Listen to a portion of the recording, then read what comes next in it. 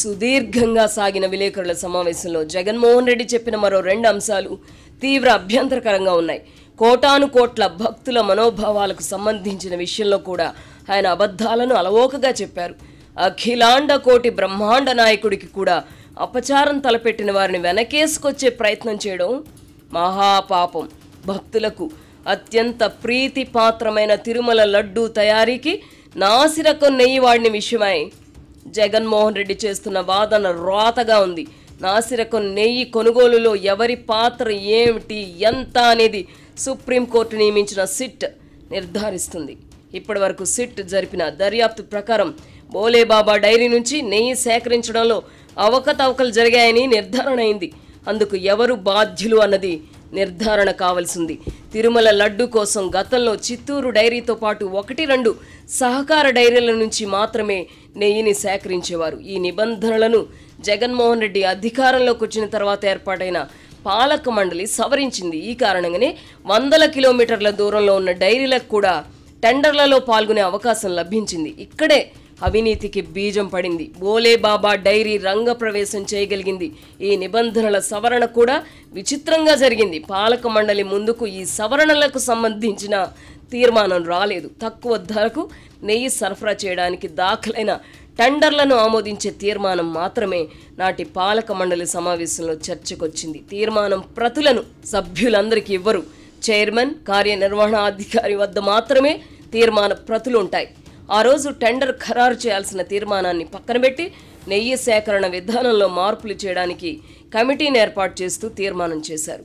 ఇందుకోసం ఏర్పాటైన కమిటీలో ప్రస్తుతం బోర్డు సభ్యులుగా ఉన్న వేమిరెడ్డి ప్రశాంత్ రెడ్డి, కృష్ణమూర్తి ఉన్నారు. పోటీతత్వం పెరగడానికి వీలుగా నిబంధనలను సడలించాలన్నదే తమ ఉద్దేశమని అప్పటి అధికారులు చెబుతున్నారు. అయితే బోర్డు ముందుకొచ్చిన తీర్మానం ఒకటి కాగా ఆమోదం పొందిన తీర్మానం మరొకటి కావడమే అనుమానాలకు తావిచ్చేలా ఉంది. ప్రస్తుతం కార్యనిర్వహణాధికారిగా ఉన్న అనిల్ సింఘాల్ అప్పుడు కూడా కార్యనిర్వహణాధికారిగానే ఉన్నారు. జరిగిన దానికి ఆయన కూడా సంజాయిషి ఇవ్వాల్సి ఉంటుంది. బోలేబాబా డైరీకి అర్హత లేకపోయినా దానికి అర్హత కల్పించిన అధికారులు ఎవరు, వారి వెనక ఎవరెవరున్నారు అనేది ఇప్పుడు తేలాల్సింది.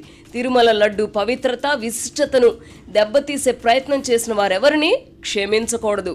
ఈ వ్యవహారంపై దర్యాప్తు చేస్తున్నది సుప్రీంకోర్టు నియమించిన దర్యాప్తు కమిటీ అన్న వాస్తవాన్ని విస్మరించి జగన్మోహన్ రెడ్డి సిట్ సభ్యుడైన గోపీనాథ్ జట్టిని వాడు వీడు అని చులకన చేసి మాట్లాడారు. గోపీనాథ్ జట్టిని రాష్ట్ర ప్రభుత్వం ఎంపిక చేయలేదు.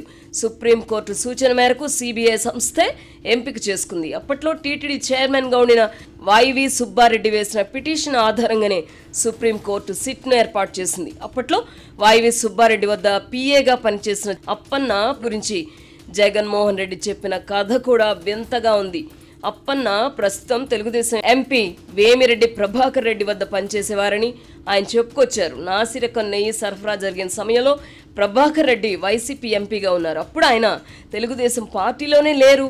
సదరు అప్పన్నను ఢిల్లీ ఏపీ భవన్లోనూ, ఆ తర్వాత వైవి సుబ్బారెడ్డి వద్ద పిఏగా నియమించడం కూడా జగన్మోహన్ రెడ్డి హయాంలోనే జరిగాయి. వాస్తవం ఇది కాగా ప్రస్తుతం తెలుగుదేశం ఎంపీగా ఉన్న ప్రభాకర్ రెడ్డి వద్ద అప్పన్న పనిచేశారని చెప్పే ప్రయత్నం చేయడం ద్వారా జగన్మోహన్ రెడ్డి అడ్డంగా దొరికిపోయారు. నాసిరకం నెయ్యి సరఫరాలో జగన్మోహన్ రెడ్డి, వైవి సుబ్బారెడ్డి హస్తం ఉందని ఇప్పటి వరకు ఎవరు ఆరోపించలేదు. నాసిరకం నెయ్యి సరఫరా చేయడం మాత్రం నిజమని ప్రస్తుతానికి రుజువైంది. ఆ పాపానికి ఎవరు కారకులు అన్నది ఇంకా తేలాల్సింది. ఈ కేసుకు సంబంధించి తాజాగా ఒకరిని అరెస్ట్ చేశారు. అప్పుడు మరికొందరిని అరెస్ట్ చేసే అవకాశం ఉందని అంటున్నారు. ఈ పాపానికి ఒడిగట్టిన వాళ్ళను ఆ దేవదేవుడు క్షమించడు కూడా.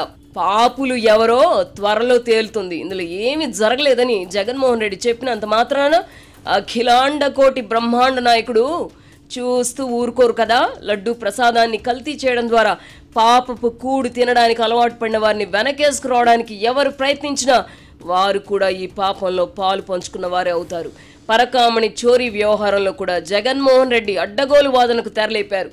పరకామణి లెక్కింపు సందర్భంగా రవి అనే ఉద్యోగి $9 దొంగిలించగా 14 కోట్ల విలువైన ఆయన ఆస్తులను టీటీడీకి దఖలుపరచడం ఏమిటి అన్నట్టుగా జగన్ రెడ్డి వాదన సాగింది. నిజానికి రవి అనే అతను దొంగిలించింది $900. అలా అతను పరకామణి సొమ్ము దొంగిలించడం అదే మొదటిసారి కాదు. పాపం పండి ఆ రోజు అతను దొరికిపోయాడు. దొంగిలించింది $9 $900 అనేది ముఖ్యం కాదు.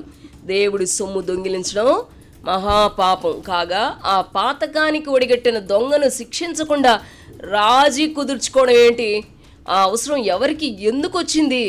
దొంగతనానికి పాల్పడిన రవిని బెదిరించి సొమ్ము చేసుకున్న వారిలో కిషోర్, జగన్మోహన్ రెడ్డి, పరమేశ్వర్ రెడ్డి అనే పోలీస్ అధికారులు ఉన్నట్టుగా అభియోగాలున్నాయి. వీరితో పాటు తెర వెనక ఇంకెవరెవరున్నారో తేలాల్సింది. హైకోర్టు ఆగ్రహంతో సిఐడి అధికారులు ఈ కేసు దర్యాప్తును సీరియస్గా తీసుకున్నారు. ఈ చోరీ కేసులో లోక్ అదాలత్లో రాజీ కుదుర్చుకోవాల్సిన అవసరం ఏమిటి? ఇదంతా ఎందుకు జరిగింది? ఎవరి ప్రోద్బలంతో అలా జరిగిందో కూడా తేలాల్సింది. నేరస్తుడు పరకామణిలో చోరీ చేయడం అదే మొదటిసారి కూడా కాదు. కోటాను కోట్ల మంది ఆరాధించే ఆ దేవుడి సన్నిధిలో ఇలాంటి ఘోరాలు జరగడం ఏమిటి? కల్తీని సరఫరా చేయడమైనా, పరకామణి చోరీ కేసైనా దేవుడంటే భయం లేనట్టే కదా. దేవుడిని నిజంగా నమ్మేవాళ్ళు, పూజించేవాళ్ళు ఇలాంటి నీచపు పనులకు పాల్పడరు కదా. తిరుమలలో జరుగుతున్న కొన్ని సంఘటనలను గమనిస్తే టీటీడీలో పనిచేస్తున్న కొందరికి ఆ దేవుడి పైన నమ్మకం, భయం లేనట్టే ఉంది. దేవుడిగా ఆ వెంకటేశ్వరుని నమ్మకపోతే నమ్మకపోయారు. ఆ దేవుడి పుణ్యానే కదా వారికి అక్కడ భృతి లభిస్తున్నది. అందుకైనా వారికి ఆ దేవుడిపై భక్తి ఉండాలి కదా. పాలక మండలి కానీ, టీటీడీలో పనిచేస్తున్న అధికారులు, ఉద్యోగులు కానీ దేవుణ్ణి వాడుకుంటున్నామా, ఆ దేవుడి కోసం పని చేస్తున్నామా అని ఆత్మ పరిశీలన చేసుకోవాలి. డబ్బు మాత్రమే సంపాదించాలి అని అనుకుంటే అందుకు ఎన్నో మార్గాలు ఉంటాయి. కోటాను కోట్ల భక్తుల మనోభావాలతో ముడిపడి ఉన్న అంశాలలో అనైతిక చర్యలకు పాల్పడడం ఏమిటి?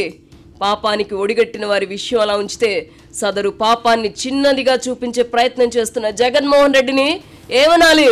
క్రైస్తవ మతస్థుడైన జగన్మోహన్ రెడ్డికి కోనేటి రాయుడిపై నమ్మకం లేకపోవచ్చు. ఆ 7 కొండల వాడిని కోట్లాది మంది ఆరాధిస్తారు కదా. వారి మనోభావాలనైనా ఆయన గుర్తించి గౌరవించాలి కదా.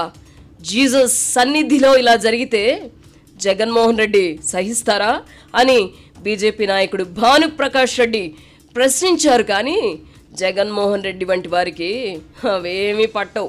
వారు తమ స్వార్థం కోసం దేవుళ్లను కూడా వాడుకుంటారు. జగన్మోహన్ రెడ్డి ఎందుకు మినహాయింపు కాదు. అందుకే తిరుమలలో జరుగుతున్న అపచారాలు ఆయనకు స్వల్పమైనవిగా కనిపిస్తున్నాయి. తన వాళ్లను రక్షించుకునే క్రమంలో దేవుడైనా అతనికి లెక్క ఉండదు. అయినా అలాంటి వాళ్ళ సంగతి ఇక దేవుడే చూసుకుంటాడు.